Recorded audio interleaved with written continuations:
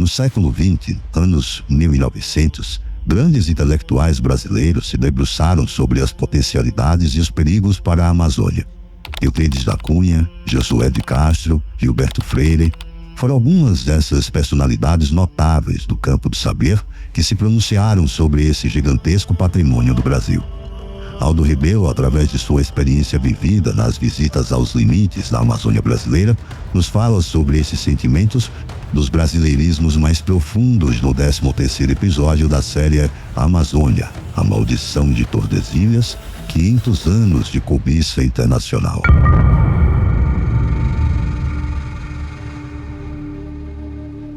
Nós vamos falar das visões de 3 grandes brasileiros sobre a Amazônia brasileira. Josué de Castro, o nosso presidente da FAO, da Fundação das Nações Unidas, voltada para a agricultura e alimentação, escreveu tratados e clássicos sobre o combate à fome no Brasil e no mundo. O outro personagem é Gilberto Freire, aquele que fez a mais avançada, a mais interessante interpretação da formação social brasileira. Gilberto Freire também abordou o tema da Amazônia. E, finalmente, o grande Euclides da Cunha, o autor do clássico Os Sertões, liderou uma delegação brasileira que demarcou as fronteiras do Brasil com o Peru. Era uma comissão mista, Brasil-Peru, de reconhecimento do Alto Purus, ou seja, das nascentes do rio Purus,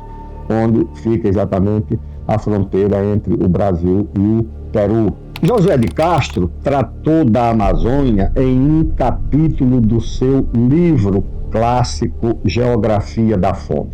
Geografia da Fome é uma tentativa de encontrar soluções para a subnutrição, para a fome no Brasil, em todas as regiões, em todos os biomas, porque existe um tipo de subnutrição e de fome no semiárido, no sertão do Nordeste, um outro que alcança as populações da zona da mata do Nordeste, outra situação na Amazônia, e assim por diante. E no caso da Amazônia, José de Castro faz uma abordagem inovadora.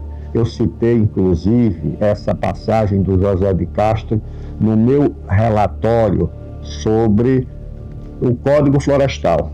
E muitos integrantes de organizações não governamentais que não conhecem o Brasil, não conhecem José de Castro, não conheciam Geografia da Fome, confundiram as minhas citações de José de Castro com o texto de minha autoria e me atacaram porque não reconheceram nas minhas citações a presença desse grande brasileiro que foi deputado federal por Pernambuco, era médico, presidiu na Organização das Nações Unidas a fundação voltada para a agricultura e alimentação, a FAO, e deixou uma obra respeitada no mundo inteiro. Geografia da Fome é uma dessas obras, Geopolítica da Fome é outra dessas obras, e eu vou aqui ler uma breve passagem do capítulo do José de Castro exatamente sobre a Amazônia no Geografia da Fome. Abre aspas. Na alarmante desproporção entre a desmedida extensão das terras amazônicas e a exiguidade de gente, reside a primeira tragédia geográfica da região. Ou seja, segundo José de Castro, a baixa densidade demográfica é um dos problemas da Amazônia, é exatamente o contrário do que pensam as organizações não governamentais financiadas pelos interesses externos. Aí volta José de Castro. Região com uma população de tipo homeopático, formada de gotas de gente salpicadas a esmo na imensidão da floresta, numa proporção que atinge em certas zonas a concentração ridícula de um habitante para cada 4 quilômetros quadrados de superfície. Dentro da grandeza impenetrável do meio geográfico, vive este punhado de gente esmagado pelas forças da natureza. Ou seja, é exatamente a contradição entre o pensamento dessa ecologia neomalthusiana e o pensamento desse grande brasileiro. Ou seja, não é a presença humana, não são as pessoas que afrontam a natureza. Pelo contrário, é a pressão, é a exuberância da natureza que dificulta a vida das pessoas. Pois bem, sem que possa reagir contra os obstáculos opressores do meio, por falta de recursos técnicos só alcançáveis com a formação de núcleos que pudessem realmente atuar por sua força colonizadora como verdadeiros fatores geográficos, alterando a paisagem natural, modelando e polindo as suas mais duras arestas, amaciando os seus rigores excessivos a serviço das necessidades biológicas e sociais do elemento humano. Ou seja, é a geografia da fome centrada na vida dos indivíduos, na vida das pessoas. É a natureza como parte da vida humana.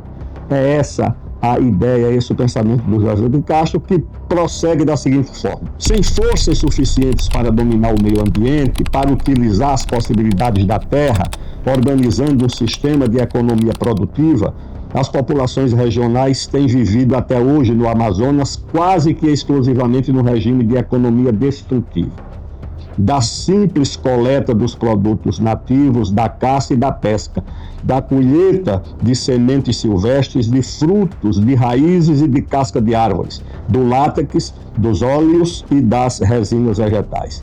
Qual é, então, portanto, a compreensão de Josué de Castro? É que a destruição é fruto da ausência de tecnologia, é fruto da ausência de meios para que a natureza possa entregar os seus recursos naturais sem que o homem precise destruí-la.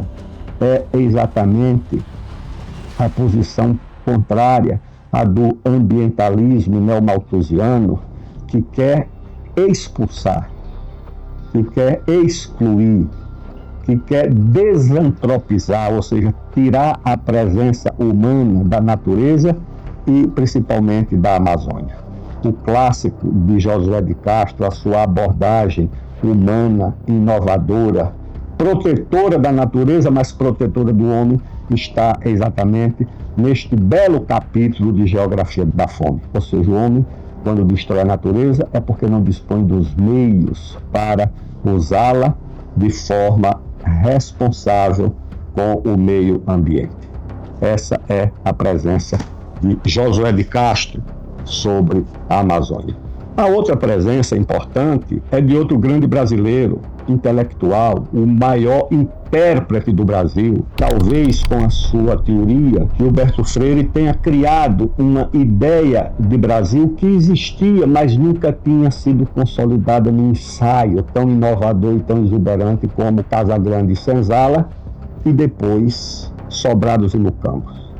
Essa é também a opinião de um outro grande intérprete do Brasil, que é Darcy Ribeiro, autor de O Povo Brasileiro, que tem exatamente a sua principal referência teórica na obra de Gilberto Freire. Vamos ver o que diz Gilberto Freire, que era um intelectual nacionalista, brasileiro na sua essência, que tinha no horizonte de suas preocupações como cientista, como antropólogo, como sociólogo, todas as dimensões da vida nacional, tanto a econômica, a cultural, a social, a da defesa nacional, a da ciência e a da tecnologia. E tem uma passagem dele também que é outra maravilha, exatamente sobre a nossa Amazônia. Vamos ver o que diz Gilberto Freire. Isso aí é um ensaio que está em um dos seus livros, também que é outra maravilha, que chama Homens, Engenharias e Rumos Sociais. Porque o Gilberto Freire não tratava a engenharia apenas como uma ciência dos cálculos, como uma ciência exata. Gilberto Freire tratava a engenharia como um complexo, que ia da engenharia das construções sofisticadas, mas uma engenharia que ele valorizava muito era a engenharia social, a criatividade dos arranjos sociais para proteger a presença do homem na Terra. Ou seja, a engenharia social era um dos temas valorizados por Gilberto Freire. E nesse ensaio, deste livro sobre engenharias sociais, ele diz o seguinte sobre a Amazônia: este é o perigo que ameaça hoje o espaço amazônico, que, como parte do complexo biossocial formado pela nação brasileira, estaria sujeito a ser arrancada desse complexo, sob pressões desnacionalizantes, amparadas por um motivo na aparência apenas humanitário, e não também, como parece alguns de nós ser, politicamente anti-brasileiro, antinacional com relação a um Brasil com possibilidades de, ainda nos começos do século XXI, esse ensaio é do século XX, ainda nos começos do século XXI, principiar a afirmar-se como nação já potência. Essa era a visão do Gilberto Freire sobre o papel da Amazônia para o Brasil, ou seja, a Amazônia como o fator decisivo para essa aspiração nacional legítima, o Brasil potência. E o Gilberto Freire já vislumbrava nos seus ensaios e nas suas quase profecias a presença desse inimigo insinuante, desse inimigo que procura se apresentar como defensor de causas nobres, não, defensor dos índios, defensor do meio ambiente, defensor da natureza, mas o Gilberto Freire sabia que ali estava apenas, como diz ele aqui, a aparência apenas humanitária, que na verdade o objetivo era bloquear essa aspiração nacional de ser grande e de ser potência. A aspiração que só pode ser realizada pelo Brasil se incorporar os recursos humanos e os recursos naturais da Amazônia. Essa é a batalha decisiva do Brasil. O Brasil com a Amazônia terá um futuro de potência, um futuro de grande nação respeitada no mundo inteiro, cheia de recursos naturais, de energia, de minérios, de terras para a agricultura, de uma população, como diz o Gilberto Freire em outro ensaio, ele diz: o caboclo da Amazônia foi feito para resistir na Amazônia. Outro tipo humano enfrentaria muitas dificuldades, porque o sistema, o ambiente é de muita hostilidade à presença humana, e esse tipo humano resiste. E a outra é a existência dessa biodiversidade, da água, do clima, que pode ajudar o Brasil a se transformar nessa grande potência. Essa foi a visão do grande Gilberto Freire. O terceiro, eu falei de dois pernambucanos. O terceiro é meio carioca, meio paulista, meio baiano, porque o principal dele é sobre a Bahia, sobre Canudos, que é o Euclides da Cunha. Euclides da Cunha era a essência da brasilidade, um homem que tinha, ao lado da sua grande inteligência, uma grande flexibilidade para compreender as coisas novas. Quando ele foi para a Bahia escrever Os Sertões, ele foi com a ideia do sertanejo, o sertanejo como um fraco, o sertanejo como um mestiço quase moribundo. E quando ele viu a resistência daqueles sertanejos enfrentando as tropas do exército, quase que só com as mãos, ele então escreveu a frase que ficou célebre: o sertanejo é antes de tudo um forte.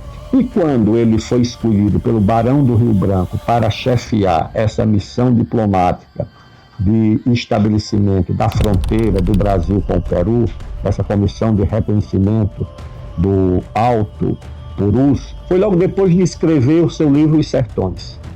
O Barão do Rio Branco tinha lido Os Sertões, ficou impressionado e imaginou naturalmente que o Euclides pudesse escrever sobre a Amazônia uma visão que revelasse ao Brasil a Amazônia que o Brasil não conhecia, como revelara os sertões que o Brasil não conhecia.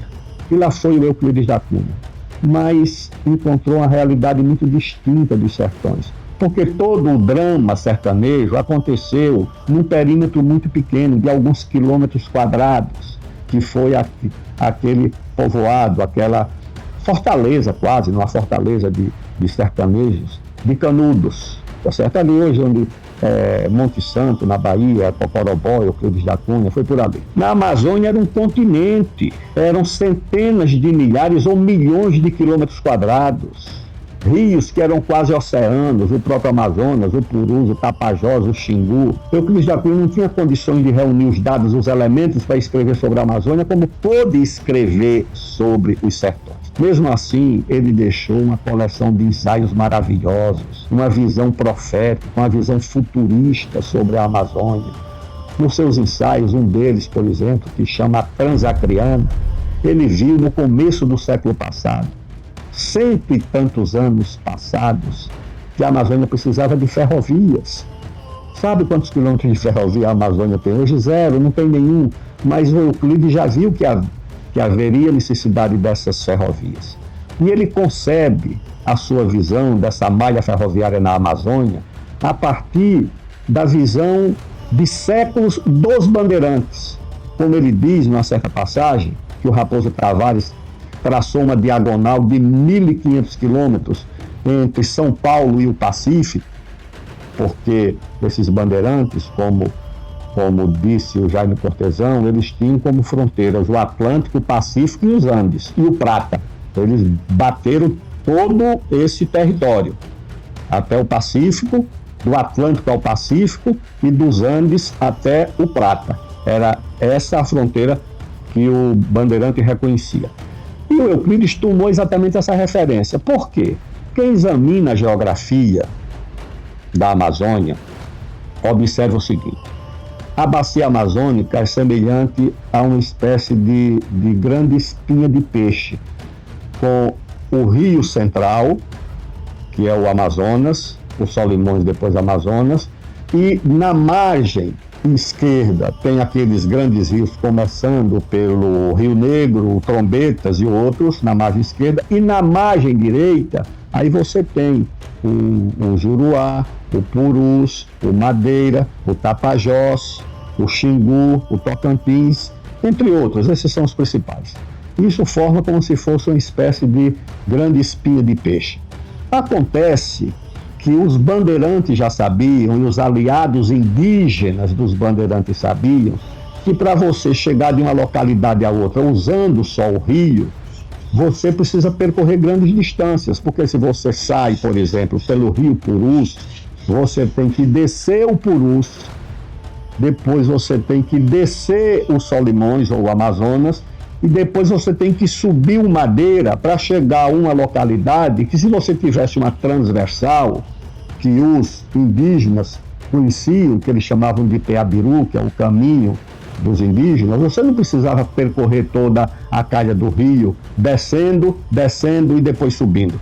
Você fazia ali uma transversal e chegava de um rio ao outro com uma distância muito menor. Era isso que os bandeirantes faziam quando saíam, por exemplo, lá da fronteira com o Peru, em Tabatinga, e chegavam até a cidade de Vila Bela, que hoje está no estado do Mato Grosso. E o Euclides concebeu exatamente essa ideia.